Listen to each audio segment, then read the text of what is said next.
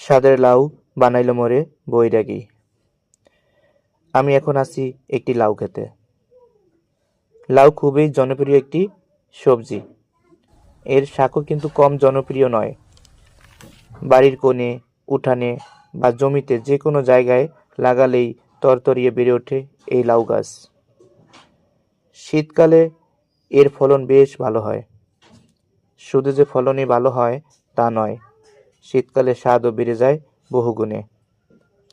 লাউয়ে রয়েছে অনেক উপকারিতা। লাউতে রয়েছে প্রায় ৯৬% পানি। প্রচুর পরিমাণে পানি থাকায় ত্বকের আর্দ্রতা ধরে রাখে। তাছাড়া ক্যালসিয়াম এবং ফসফরাস থাকায় শরীরের লবণজনিত ঘাটতি পূরণ করতে বেশ কার্যকরী ভূমিকা পালন করে এই লাউ।